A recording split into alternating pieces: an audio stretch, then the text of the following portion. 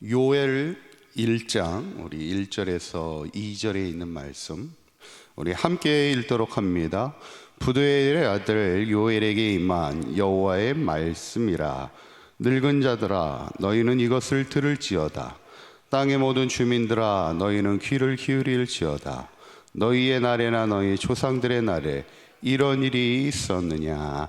아멘. 우리가 이제 지난 시간까지 선지자서의 첫 번째 책 호세아서를 말씀을 나누고 이제 두 번째 책 요엘서에 있는 말씀을 이제 나누게 되는데, 오늘은 이제 요엘서의 개론적인 말씀을 나누며 함께 은혜를 나누고자 합니다. 첫 번째는 요엘은 누구인가?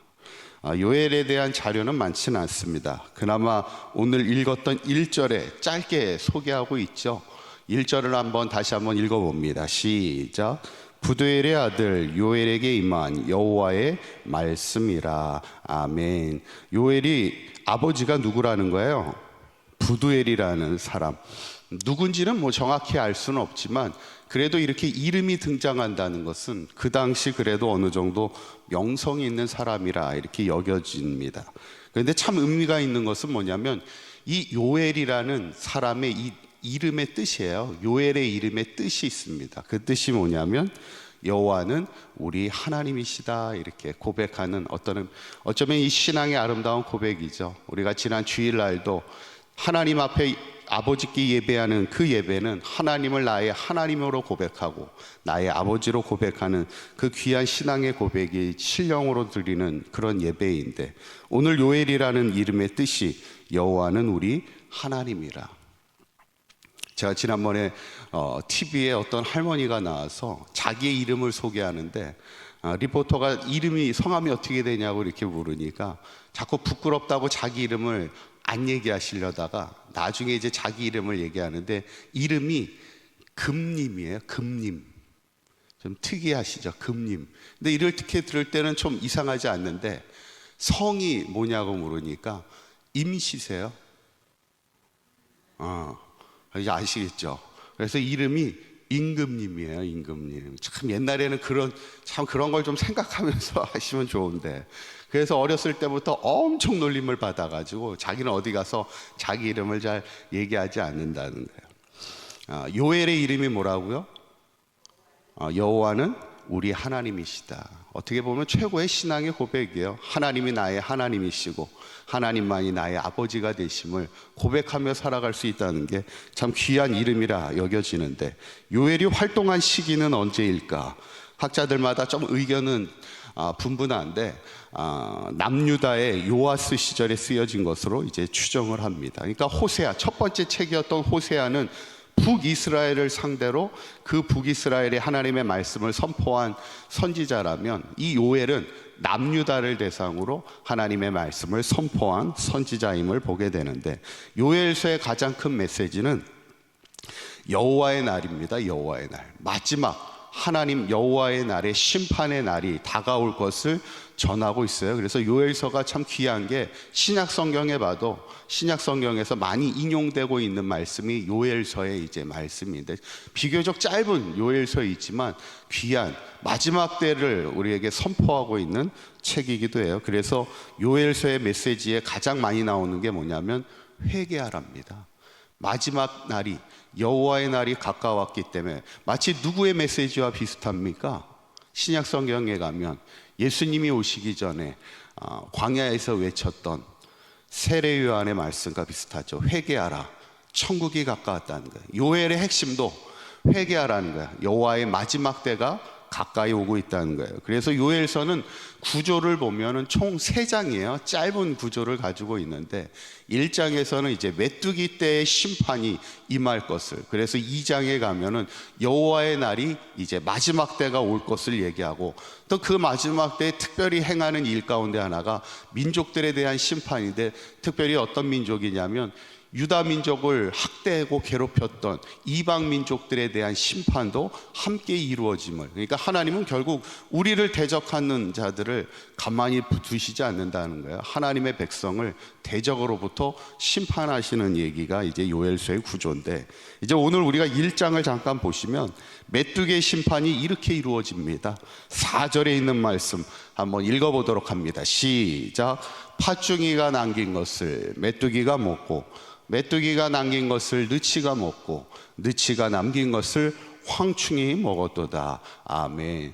마지막 때 이제 메뚜기 때의 재앙이 오는데 여기에 보면 4가지 곤충이 나옵니다. 팥중이가 나오고 메뚜기가 나오고 느치가 나오고 황충이 나오는데 다 아시나요 혹시? 저는 뭐 메뚜기 말고는 다른 이름은 뭐 느치 정도는 좀 들어본 것 같은데 요 4가지는 다 어느 과 동물 그 곤충일까요? 요 4가지는 다 메뚜기과 곤충들입니다. 근데 그 이름들이 뜻을 갖고 있어요. 여기도 이게 옛날에는 다 이름에 우리도 뭐 이름에 다 뜻이 있지만 다 여기에도 이름에 뜻이 있는데 그 뜻을 보면 이 4가지 곤충의 특징들에 통해서 우리에게 전하는 메시지가 있어요. 팥중이는 어떤 뜻을 갖고 있냐면 자르다라는 의미를 가지고 있고 메뚜기는 많은 때라는 의미를 가지고 있고 느치는 급하게 갉아먹는 그 의미를 가지고 있고 황충은 끝장을 낸다라는 의미를 가지고 있어요. 그러니까 결국 이 4가지 곤충이 마지막 때 와서 어떻게 한다는 거예요? 많은 무리가 와가지고 급하게 이 땅에 있는 모든 곡식과 과일들을 급하게 갈아먹어 끝장낸다는 겁니다. 결국 이것이 마지막 심판의 모습과 같은데 마치 메뚜기 떼들이 와가지고 이 땅에 있는 모든 곡식을 갉아먹는 모습은 과거 언제가 기억이 나요? 출애굽기에 보면 10가지 재앙, 애굽을 치셨던 하나님의 10가지 재앙 중에 메뚜기의 재앙입니다. 메뚜기가 그 수많은 메뚜기가 와서 밭에 있는 모든 것을 남김없이 다 갉아먹는 일종의 이제 재앙이죠. 오늘 이 말씀도 하나님의 마지막 심판의 날에 하나님께 이 땅을 특별히 또 메뚜기 떼를 통하여서도 하나님이 심판하심을 말씀하고 있는 거예요. 결국 우리에게 주시는 말씀이 뭘까? 마지막 11절의 말씀, 이것이 이제 하나님이 우리에게 주시는 말씀입니다. 한번 읽어보도록 합니다. 시작. 농부들아 너희는 부끄러워할지어다. 포도원을 가꾸는 자들아 곡할지어다. 이는 밀과 보리 때문이라. 밭의 소산이 다 없어졌음이로다. 아멘. 밭에 있는 모든 소산이 다 없어지니 어때요? 농부들은 부끄러울 수밖에 없고 포도원을 가꾸는 자는 곡할 수밖에 없다는 거예요. 이 말씀은 과연 우리에게 뭘 말하고 있는가? 너희들이 마지막 때에 부끄러움을 당하는 삶이 되어서는 안 된다는 얘기예요. 거꾸로 얘기하면 너희들이 마지막에 곡하는 인생이 되어서는 안 된다는 것이죠. 결국 오늘 요엘서의 1장을 통해서 우리에게 주시는 말씀이 반드시 우리에게는 여호와의 날 마지막 심판의 때가 누구에게나 찾아온다는 거예요. 그때 우리의 인생이 하나님 앞에 섰을 때 부끄러워하는 인생이 되어서도 안 되고 곡하는 인생이 되어서도 안 돼서 마지막을 잘 준비하는 믿음의 삶을 살아갈 것을 우리에게 전하고 있는 것이 요엘서의 말씀인데, 저는 바라기는 우리 사강교회 모든 성도님들이 항상 마지막 때를 잘 준비하는 믿음으로 살아갈 때 마지막 때 부끄러움을 당하거나 곡하는 인생이 아니라 하나님 앞에 칭찬과 상급받을 수 있는 천국의 삶을 살아갈 수 있는 저와 여러분들의 삶이 되시기를 주님의 이름으로 간절히 축원합니다. 기도하겠습니다. 고맙고 감사하신 하나님, 오늘 요엘서를 시작하면서 마지막 주의 날을 준비하는 자의 삶이 되게 하여 주시어서 마지막 심판의 때에 우리의 삶이 부끄러워하거나 곡하는 자의 삶이 되지 않게 하시고 늘 하나님께로 돌아와 하나님 안에서 믿음 안에서 최후의 승리를 이루며 살아가는 사강교회 모든 성도들 되게 하여 주시옵소서. 오늘 하루도 주님과 동행하는 복된 하루가 되게 하시고 우리 사강교회 모든 성도들의 가정마다 믿음으로 하나 되어 승리하는 믿음의 가문들 되게 하여 주시옵소서. 우리 주 예수 그리스도의 이름으로 기도하옵나이다. 아멘.